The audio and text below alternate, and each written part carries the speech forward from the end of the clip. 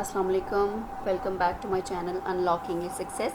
So finally I'm here with another video, and this video is about the question answers of unit number 11, the Dear Departed. Okay, so previously I have told you that we have covered the whole translation of this unit in 5 to 6 different videos because this chapter was quite lengthy. Obviously it was a play, so this length is quite normal for any one act play. So next we are going to do the question answers. So without any further delay, let's start these question answers. And before that, I want to request all of you to please like my videos, share it with your all friends and colleagues, and ask your friends to subscribe my channels. Okay, so let's start. So very first question that is from the exercise. Okay, in this unit there are no questions within the text, so all the questions are mentioned in the exercise. So very first question is, what do the actions and words of Mrs. Slater and Mrs. Jordan reveal about their true motivations, and how do these motivations influence their behavior throughout the play? So the answer is Mrs. Slater and Mrs. Jordan are motivated by greed. They care more about money and things than about their father. They pretend to be sad but they really want his things. Done? ठीक है, means कि वो पूछ रहे हैं कि Mrs letter और Mrs Jordan के जो उनके अल्फाज हैं, ये जो उनकी जुमले हैं और उनके जो एक्शंस हैं, मीन्स उनकी जो हरकत हैं, वो उनके ट्रू मोटिवेशंस को शो कर रहे हैं. तो वो जो उनके जो इरादे थे ना, वो क्या थे, उनके बारे में बताएं. सो Mrs letter Mrs Jordan are motivated by grid. उनके इरादे जो थे वो लालच से भरे हुए थे. They care more about money and things then about their father. और उनको अपने बाप से ज़्यादा उसके पैसे और इसको चीज़ों की फ़िक्र थी. They pretend to be sad. वो उदास होने की दिखावा तो ज़रूर कर रही थी, but they really want his things. लेकिन हकीकत ये थी कि उनको उनकी चीज़ें ही चाहिए थी. So next question is, how does the conflict over mister मैरीवेदर्स possession drive the plot of the play. कि किस तरह से मिस्टर मैरीवेदर्स की जो चीज़ें थी, पोजेशंस में उनकी मलकियत में जो चीज़ें थी, वो इस ड्रामे के प्लॉट को कैसे आगे बढ़ाता है. So the answer is, the conflict over Mr. Merriweather's possessions like furniture, insurance money and a gold watch escalates tensions and uncover the daughter's greed. ठीक है, ये जो सारी चीज़ें हैं लाइक फर्नीचर, फिर इंश्योरेंस मनी और फिर गोल्ड वॉच के ऊपर जो भी इनकी डिस्कशंस या जो इनकी फ़ाइट्स हो रही होती हैं, वो इस कहानी के अंदर उन दोनों बेटियों के लालच को शो कर रही हैं. This conflict keeps the story moving and highlights how easily family affection is overshadowed by selfishness and material desires. ठीक है, और यही कॉन्फ्लिक्ट जो है वो हमारी कहानी को आगे बढ़ाता है और साथ साथ में ये भी ज़ाहिर करता है कि किस तरह से फैमिली या ख़ानदान का जो प्यार मोहब्बत है वो किस तरह से खुद गर्जी और जो मादी ख्वाहिशात हैं उनके नीचे दब जाता है. ठीक है, so let's move to the third question. In what ways does Stanley Houghton use satire to criticize family dynamics and social values? Now the name of the writer is Stanley Houghton. तो उनके बारे में एक question है कि किस तरह से उन्होंने सटायर का यूज़ किया. सटायर क्या होता है? तंज. ठीक है, तो उन्होंने सटायर का यूज़ कैसे किया है फैमिली डायनामिक्स और जितनी भी सोशल वैल्यूज़ हैं उनको लेके. So the answer is, Horton मॉक्स a hypocrisy of social rituals like morning. अब कह रहे हैं कि हॉटन ने मजाक उड़ाया, ठीक है, तंज किया है हमारी सोसाइटी के डिफरेंट रिचुअल्स को लेकर. ठीक है, जैसे कि मातम करना, सोग मनाना. फॉर इंस्टेंस, मिसाल के तौर पर, the characters rush to claim property instead of grieving. कि लोग जो हैं या इस ड्रामे के जो कैरेक्टर्स थे वो बजाय उदास होने के या मातम करने के वो प्रॉपर्टी क्लेम करने चल पड़ते हैं. Exposing the shallow nature of their relationship, और साथ में ये उनके खोखलेपन को भी ज़ाहिर कर रही है. He uses satire and humor to show how people care more about money than love. और इसके अलावा हॉटन ने सटायर को यूज़ किया है, मीन्स तंज को यूज़ किया है, और साथ में ह्यूमर मतलब फ़न, मजाक को भी यूज़ किया है, ये दिखाने के लिए कि किस तरह से लोग जो हैं वो प्यार के ऊपर पैसे को फौकियत देते हैं. I hope you are now understanding it better. So let's move to the fourth question, that is, how does the play challenge the traditional idea of family unity and affection? اب کہہ رہے ہیں اس ڈرامے کے اندر جو خاندان کا ایک اتحاد ہوتا ہے، یونٹی ہے، اور ان کا پیار جو ہوتا ہے آپس میں، اس کو کیسے چیلنج کیا، مطلب اس کے بارے میں کیا بتائیں کہ از اٹ ٹرو اور just you can superficial thing. So the answer is the play portrays a family that quickly disunited when wealth is involved. ٹھیک ہے، کہانی جو ہے ایک ایسے خاندان کے بارے میں جو کہ جیسے پیسے کی بات آتی ہے، دولت کی بات آتی ہے، تو وہ فوراً ڈس یونائٹیڈ ہو جاتے ہیں، مطلب غیر متحد ہو جاتا ہے، الگ الگ ہو جاتے ہیں. Rather than showing love and support, the character displays selfishness, suggesting that when money is involved, people forget kindness and fight over things. ٹھیک ہے، اور بجائے سپورٹ اور پیار دکھانے کے جتنے بھی کردار ہیں وہ ظاہر کرتے ہیں اپنی سیلفشنس کو، اپنی خود غرضی کو، جس سے یہ ثابت ہوتا ہے کہ جہاں پہ پیسے کی بات آ جائے لوگ پیار محبت بھول کے چیزوں پر لڑنا شروع کر دیتے ہیں. So now next move to the question number 5. That is, what role does the clock on the mantelpiece play in the story?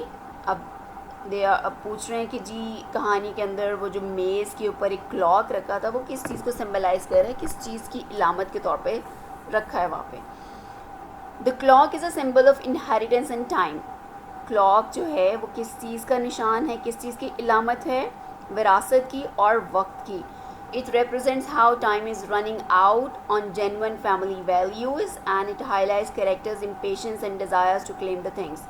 اس کے علاوہ وہ یہ بھی دکھا رہا ہے کہ کس طرح سے خاندانی اقدار جو ہیں وہ ختم ہوتی جا رہی ہیں. ٹھیک ہے، اور دوسری بات یہ کہ بے صبری کو بھی شو کر رہا ہے کہ کس طرح سے اپنے خواہشات کے پیچھے لوگ بھاگ رہے ہیں.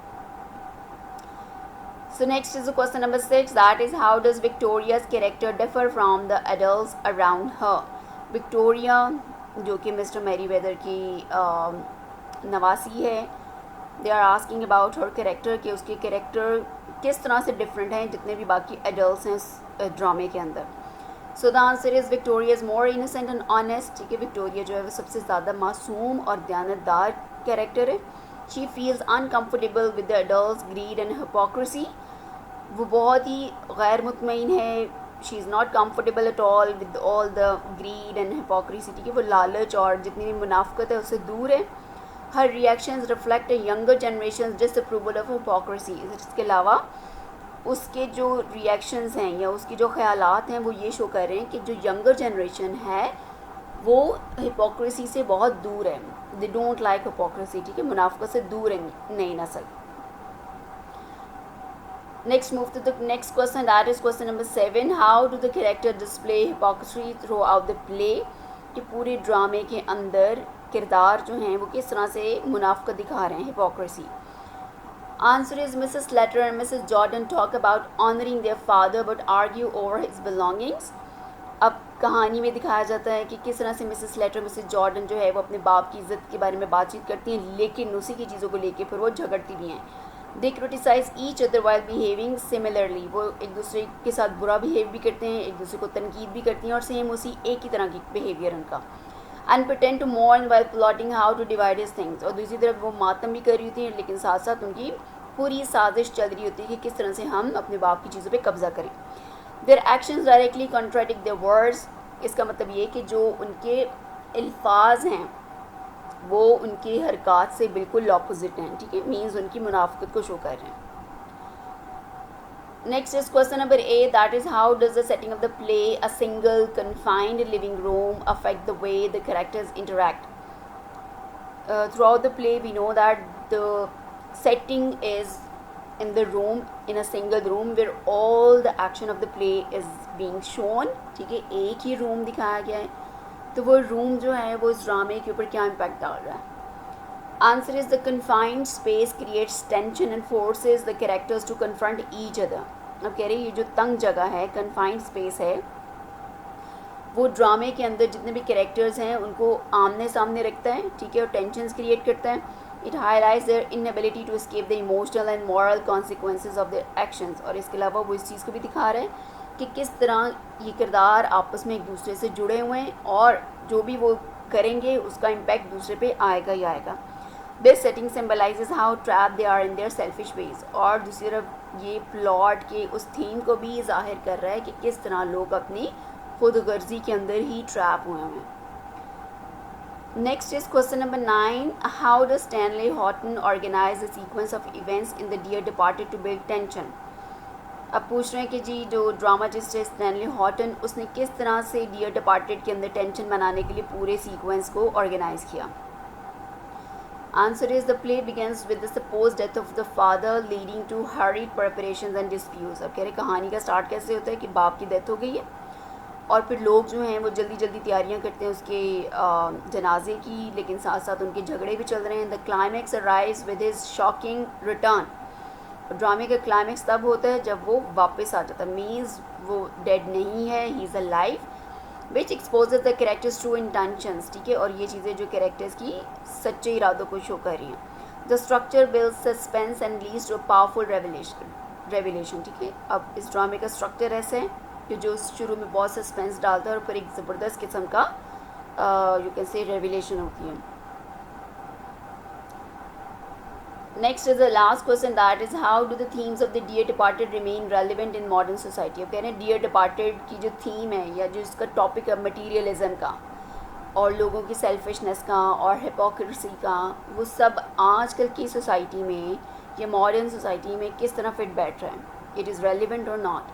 So the answer is themes like materialism, family conflict over inheritance and hypocrisy are still common. ٹھیک ہے، ابھی بھی ہمارے معاشرے میں یہ سب کچھ پایا جاتا ہے. ٹھیک ہے، مٹیریلزم مطلب مادہ پرستی، دنیاوی چیزوں کے پیچھے بھاگنا، فیملی کانفلکٹ اوور انہیریٹنس، جائیداد کے تنازع خاندانوں کے بیچ میں، اینڈ ہپوکریسی اور منافقت آر اسٹل کامن. یہ ابھی بھی موجود ہیں، پائے جاتے ہیں. ٹھیک ہے، today similar issues arise during property disputes اور آفٹر ریلیٹیوز ڈیتھ. اور جیسے کسی کے خاندان میں کوئی کسی کی ڈیتھ ہوتی ہے تو پھر جائیداد کو لے کے مسائل اٹھتے ہی اٹھتے ہیں. And these things are still common. Okay. So students, these were the question answers of chapter number 11. I hope you have understand the answers well, and these will be really helpful for you for the exams preparation. So if you like it, please like my video and share with your all friends and colleagues, and do subscribe my channel. Tomorrow inshallah ta'ala I'll upload the exercise of this unit. Okay, till then, Allah Hafiz.